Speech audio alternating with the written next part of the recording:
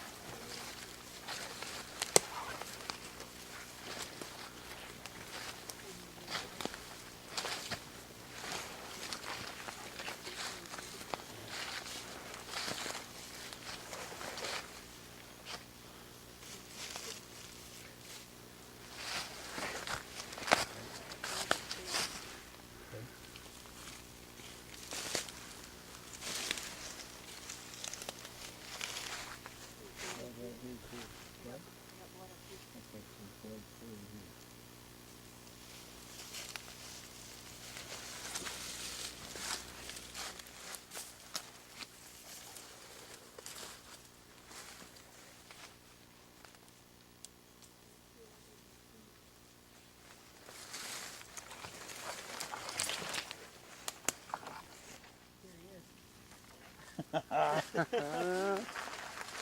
you see him or not? No. Lucky cameraman, huh?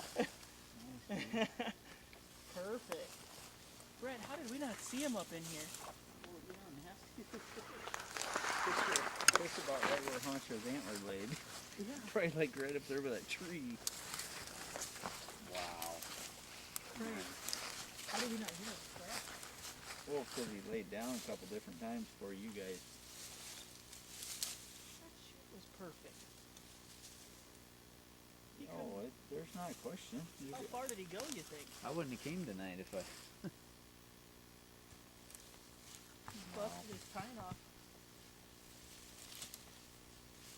Well, you talking about me? He's a lot more massive than I thought.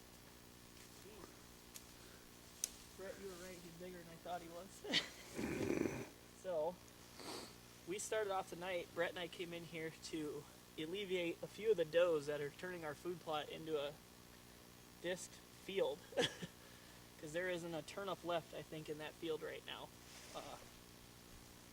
We started off with walking in and having at least 15 deer already out in the food plot. And we ran all them off and finally got situated. We only had to go in and out of the blind about 20 times because we had so much crap in there, none of us could move. We only sat there for maybe 20 minutes before some does walked out, and I did the old shankopotamus on camera. It was pretty bad.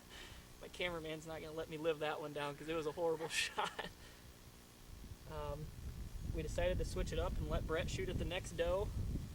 And lo and behold, he's getting ready to shoot at one, and this guy steps out from behind the doe he was going to shoot and starts walking down through the arrow seed food plot to us. And Brett's like, I think you need to shoot this one. This looks like an old deer.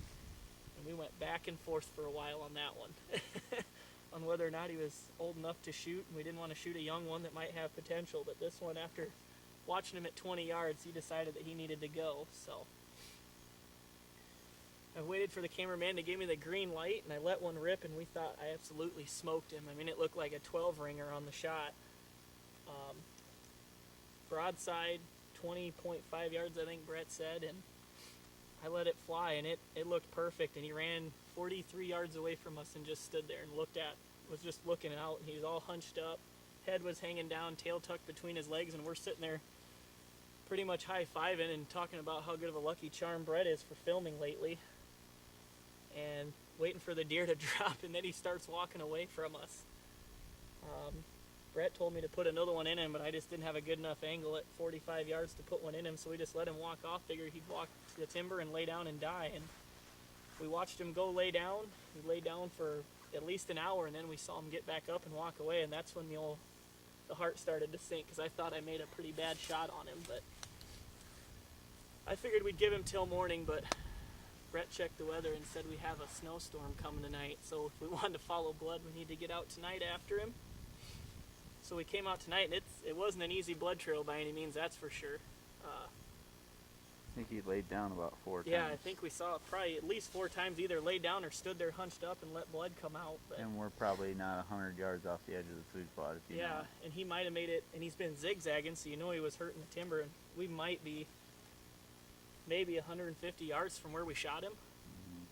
I mean, he didn't go very far at all. We honestly, Brett and I probably could have tracked him tonight, but we were just a little skeptical in the way things played out that night. So we're gonna get him out of here, and we'll get some better pictures in the morning of him. I'm just glad we found him because I've had a pretty bad streak with deer lately. So it feels good to finally put my tag on, and especially an old one like this that definitely needed to go. And he's for sure a trophy in my eyes because everybody knows around here that I have a thing for 8-pointers for some reason. I like shooting big 8-pointers. So we'll get him out of here tonight, and then we'll get some good photos tomorrow with all of us in there. But